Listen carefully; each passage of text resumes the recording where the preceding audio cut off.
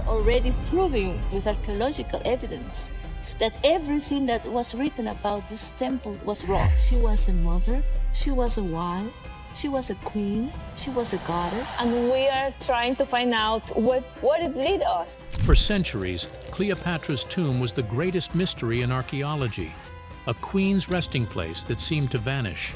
Every empire searched for it. Every discovery turned out to be a dead end. Said to be buried together for thousands of years, the mystery of the lost tomb of Cleopatra and Mark Antony has remained a mystery. Perhaps that is, until today. This never-before-seen tunnel has been something regarded as an engineering miracle. And while that whole thing is huge, how does all of this happen in the first place? But when scientists finally drilled beneath the sands west of Alexandria, they found a chamber sealed tighter than anything ever recorded in Egypt. I never seen something like this. What was buried inside had not seen light for 2,000 years. And when the tomb was opened, the world learned why it was never meant to be found. The queen who refused to die. For more than 2,000 years, Cleopatra VII has remained one of history's most studied rulers. She was the last pharaoh of Egypt, a strategist who faced Rome, ruled with intelligence, and built an image powerful enough to survive centuries of retelling. Yet one part of her story has remained unresolved. Roman accounts describe her burial as befitting a queen, but none reveal where it took place. For archaeologists, that absence became more than a mystery. It became an obsession that spanned generations. Ancient Egyptian priests left behind cryptic descriptions of her final rites. They wrote that she was a bride returning to Osiris, and that her union was unseen by men. Historians have debated these phrases for centuries. Some think the priests were describing a secret ritual performed deep within a sanctuary. Others believe the words were deliberate instructions meant to hide her body forever. Each new expedition claimed to be close to the truth, but every lead collapsed into speculation. In 1972, a Soviet seismic team conducted ground tests near Lake Mariaut, a shallow saltwater basin southwest of Alexandria, Egypt, while searching for oil. Their sensors picked up rhythmic vibrations beneath the limestone. The signal was faint but steady, too consistent for natural earthquakes and too weak to come from machinery. Local residents began calling the area Ab al-Nafas, which means the place that breathes. The team filed the results, but the readings were never analyzed further. When the project ended, the data was archived and forgotten. The anomaly was ignored for simple reasons. Funding ended, political tension rose, research priorities shifted. The Cold War left little interest in a strange rhythm buried under Egyptian sand. For 3 decades, the data remained untouched, waiting for someone to rediscover it. That rediscovery happened in the early 2000s, when new satellite scans focused on the same ridge. The images revealed geometric shapes hidden beneath the surface, clean, symmetrical, and too precise to be natural. Thermal and radar imaging showed the shapes extended several meters deep. According to analysts, they looked like parts of an artificial structure, possibly a buried complex. Some experts dismissed the images as interference, but others believed they had found a pattern worth investigating. When researchers traced the formations on a digital grid, the entire outline resembled the ancient Egyptian Ankh, the symbol of life. It was not a visible carving, but a shape revealed only through the satellite data. Reports suggested that the pattern extended toward a plateau once associated with the goddess Isis. Cleopatra had often called herself the living Isis, and that connection reignited the debate. By then, the theory had shifted. The hunt for Cleopatra was no longer about chasing a legend.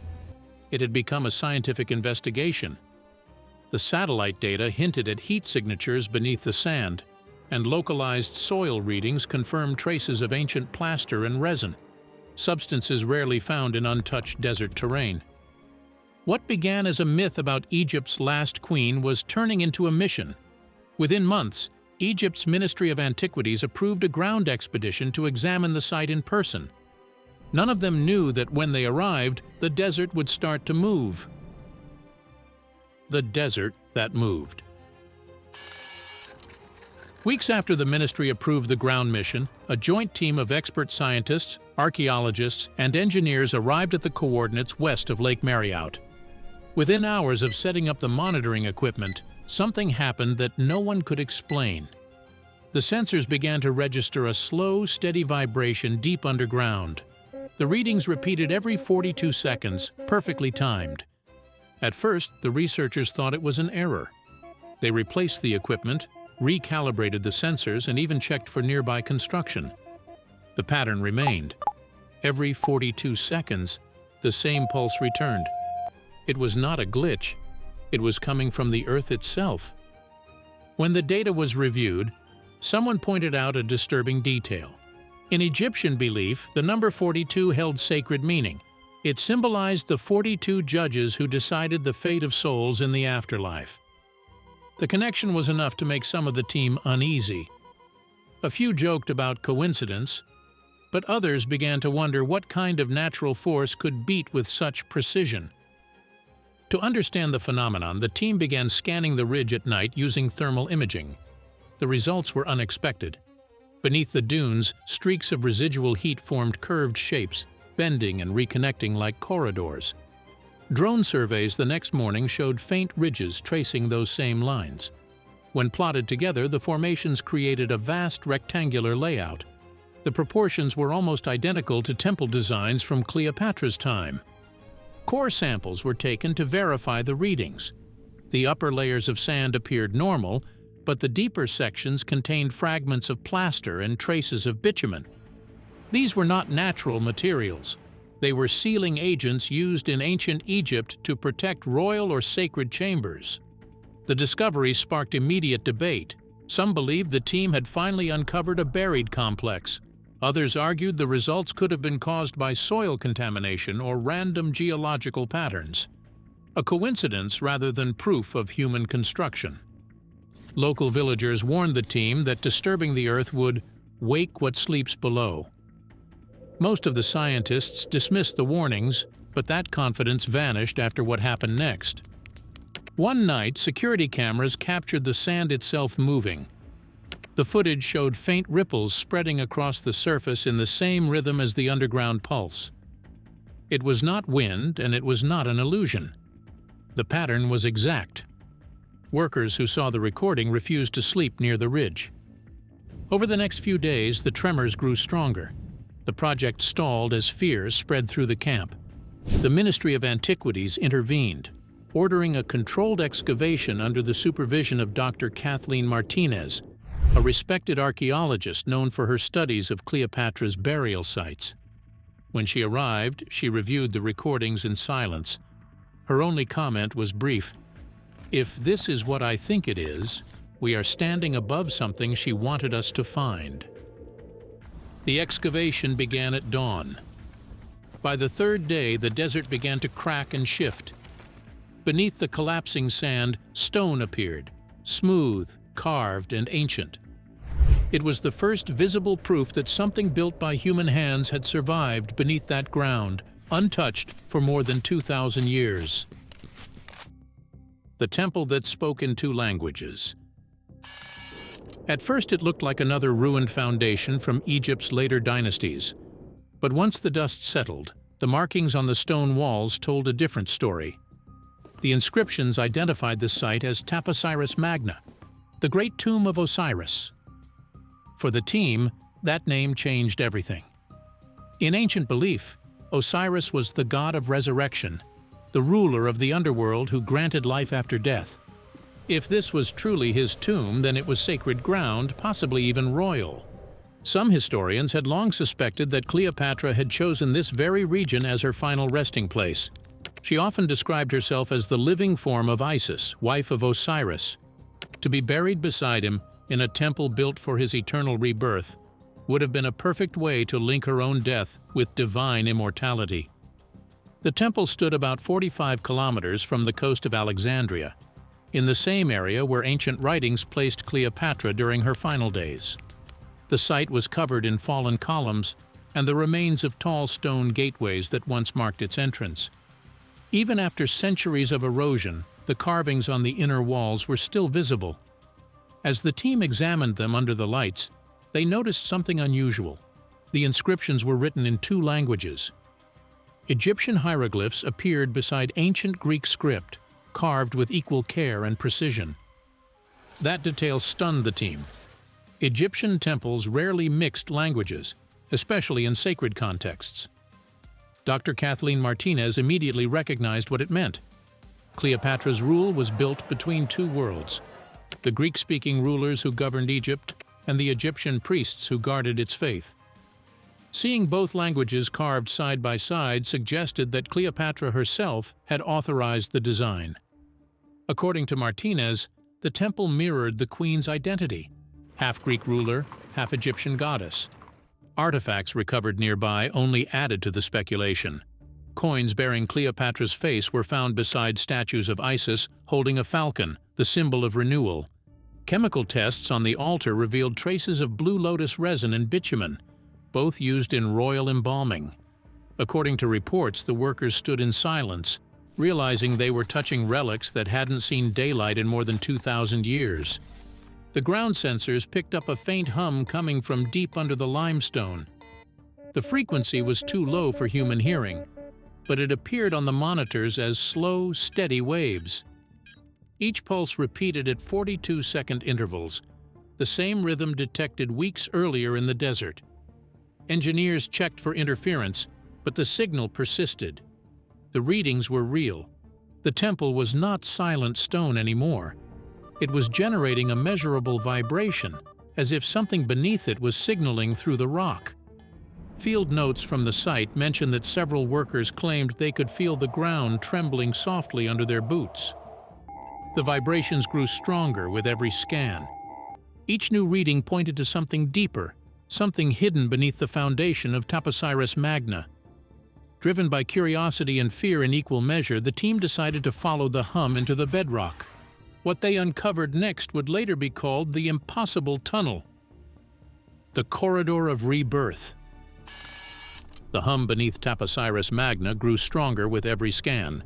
The team traced it to a layer of limestone deep under the temple floor. When ground-penetrating radar was used, the image that appeared on the monitors made the room fall silent. Beneath the sanctuary was a tunnel carved through solid rock, straight, smooth, and perfectly level for over a kilometer. Even modern engineers would have struggled to achieve that kind of precision. At first, the researchers thought the readings were wrong, but when a small camera was lowered through a narrow borehole, the feed confirmed it. The lens revealed a corridor with curved ceilings and walls polished like glass. It looked man-made, yet it showed no tool marks, no signs of collapse, no cracks from time or pressure. Someone thousands of years ago had created it, and then sealed it perfectly. When Martinez reviewed the images, she noticed something repeating along the walls. Carvings in both Greek and Egyptian formed the same phrase again and again, Ankre, which means life renewed. She suggested the tunnel represented a ritual passage, a path designed to guide the dead through resurrection. The team drilled deeper, following the signal to what appeared to be a sealed chamber. The scanners showed a circular cavity ahead, roughly 20 meters wide, with a temperature higher than the rock around it, as if the stone itself had once been burned from within. They began cutting through the final wall. The sound that followed wasn't the crack of stone, but something heavier, lower, a vibration that could be felt in the chest. When the barrier finally gave way, a blast of air escaped, sharp and cold. It carried the scent of resin and metal, like something ancient that had been trapped for centuries. The dust cleared, and the team shone their lights inside. What they saw was not a simple tomb. The walls were covered in a black, glassy layer that reflected their lights. It looked less like carved stone and more like rock that had been melted by fire. When the team lifted their lights toward the ceiling, they saw hundreds of tiny blue stones pressed into the surface. Later analysis confirmed they were made from a mineral called lapis lazuli, a rare stone once used in royal tombs. The pieces had been arranged to form patterns of stars, creating scenes that showed the goddess Isis standing over the body of Osiris. Her hands were raised as beams of light connected her to the stars above him. The ceiling was not just decoration. It was a story carved in stone, showing the moment the gods brought life back from death. But the warnings carved into the walls told another story. In both Greek and Egyptian, the same line repeated again and again. Disturb the union and the balance shall break. Near the floor, half hidden under soot, another message appeared. Blood shall drip from the left eye down. No one wanted to read it aloud. Some thought it was an offering ritual. Others thought it was a curse. Either way, the room grew quiet. Everywhere they looked, there were signs of careful sealing. Veins of mercury and lead ran through the plaster. The air smelled faintly of resin.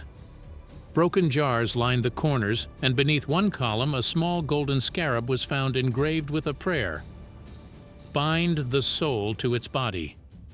Martinez studied it in silence before saying that this chamber was not built to display the dead. It was built to contain them.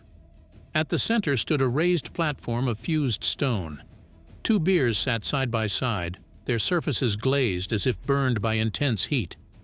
Between them rested a bronze cylinder, about the length of a forearm, etched with spirals that shimmered under the light. One of the researchers swore he saw the outline of a tear carved into the metal, exactly where the wall had warned of blood falling from the left eye. As Martinez approached, the floor trembled. The pulse that had haunted their readings for weeks was now so strong that it could be felt through their boots. The air pressed against their chests, and some of the team backed away. Martinez ordered everyone to stop digging and start safety tests. Her voice was steady, but her hands were shaking. "This isn't just a tomb," she said quietly. "It's responding to us." They moved to the edge of the hall and waited, but the readings kept rising. The pulse quickened, as though something beneath the floor had awakened, something that had been waiting for this moment. The black sarcophagus. When the final barrier cracked open, the room fell silent. For a moment, no one moved. The air that escaped from the chamber hit them like a wave. It smelled of resin, ammonia, and something older, something that burned the throat and stung the eyes. A few workers stepped back, covering their mouths with cloth, but it was too late. The chemical readings later showed dangerously high levels of toxic gas trapped inside for nearly 2,000 years. What should have been a triumph of archaeology felt like an accident that should never have happened. At the center of the chamber stood the sarcophagus. It was unlike anything anyone had seen before. Carved from a single block of black granite, it shimmered under the floodlights with an oily reflection. The lid itself weighed several tons, and the edges were sealed with a hardened mixture of resin and lead. Every movement of the crane echoed through the hall as the team prepared to lift it. When the lid finally shifted, a rush of warm air poured out. It was several degrees hotter inside the sarcophagus than the surrounding room. Martinez immediately noticed the temperature difference and called for a scan. The heat was coming from within. Everyone expected the remains inside to be cold and brittle, but what they found instead was unsettling. Two figures lay side by side, wrapped in thick linen threaded with gold. The wrappings were fused together, and the funerary masks had melted into the fabric, their outlines barely visible. Between the two bodies was a bronze cylinder. It was positioned perfectly between their arms, like a shared possession. Every few moments it emitted a faint vibration that could be felt through the granite itself. The rhythm matched the same 42-second pulse recorded across the entire site. As the lights adjusted, the team began their examination. The male body was partially decomposed, but the damage did not look natural. His chest cavity had been opened intentionally, ribs bent outward, the heart cavity filled with solidified resin streaked with mercury. The act was not preservation, it was ritual. According to reports, some believed it was a form of sealing, a way to contain whatever force the body once carried. The female body was better preserved than the male, though time had still taken its toll.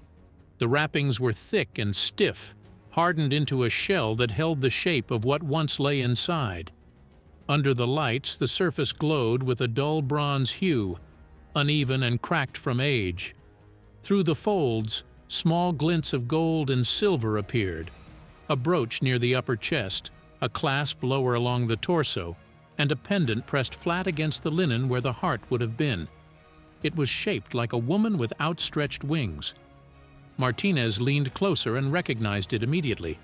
It was the figure of Isis, the goddess Cleopatra claimed as her divine reflection. Then they noticed something else. Around the woman's wrist was a bracelet molded into the form of a cobra, its fangs bared and head raised. The metal was blackened, yet the shape was unmistakable. For the Egyptians, the cobra was both protector and bringer of death, the same creature said to have ended Cleopatra's life. The chamber fell silent. According to reports, Martinez whispered only 2 words when she saw it.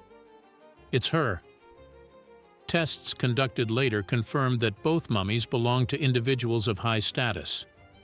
DNA sequencing revealed markers consistent with the Ptolemaic bloodline, supporting the claim that they were royal. By the time the team sealed the chamber for safety, the air had grown heavy and metallic. The floor beneath the sarcophagus gave off low heat, and faint tremors ran through the walls. One researcher described the feeling as standing near an active engine. Another refused to re-enter the room, saying the air felt alive. The excavation that had begun with excitement now felt like trespass. According to reports, Martinez herself stood in silence before the open sarcophagus, her face pale under the worklights. "We wanted answers," she said quietly. "But this feels like punishment." The discovery confirmed everything they had hoped for and everything they feared. The tomb of Cleopatra had finally been found, but what rested inside did not feel at peace. The sarcophagus had given answers and birthed new terror. Yet the true horror was not what lay inside it. It was what surrounded it. The circle of the dead. The passage beyond the sarcophagus narrowed and curved to the right. The team moved slowly, lights steady, masks tight. The corridor opened into a round chamber with walls cut into shallow alcoves. In each alcove sat a single skull, upright on a stone ledge facing the center of the room. No bodies, no coffins, only skulls. They counted 36. 12 that appeared to be male. 12 that appeared to be female. 12 that were clearly children. The sight froze the room. Dust hung in the beams of light. No one spoke. The sockets of each skull were dusted with a thin gold powder that caught the light like grit. Swabs from the bone later showed traces of blue lotus resin, the same compound identified in the embalming area. According to several field notes, the effect was simple and awful. The skulls looked prepared, not abandoned. All of the skulls faced a small stone platform at the center of the floor. The platform was carved with the symbol of the Ankh, the Egyptian sign of life. On top of it were 2 small bronze cups that had melted together from heat. One of them contained a layer of dried black material that later tested positive for human blood. A line of text ran above the alcoves in both Greek and Egyptian. It read, "They guard the passage and keep the balance." Some of the archaeologists said it was a prayer to Isis, protector of the underworld. Others believed it was something far colder, a warning that the dead here were not resting but restraining something below. The pattern of the remains was deliberate. Each skull was missing the lower jaw. Forensic staff who reviewed photographs called it an intentional method of decapitation that prevented reassembly. The message was not subtle. Whatever this circle was built to hold in place, it was meant to stay there. Sensors placed around the room registered low electromagnetic spikes. The spikes rose and fell every 42 seconds, the same rhythm that had followed the team since the first day in the desert. The crew felt it as a pressure behind the eyes and a buzz on the tongue. Martinez stepped onto the threshold and stopped. She tasted metal. She ordered the chamber sealed. Her last recorded words before the signal cut were, "This is not a tomb. It is a mechanism made of death. News of the chamber moved through universities and ministries in hours.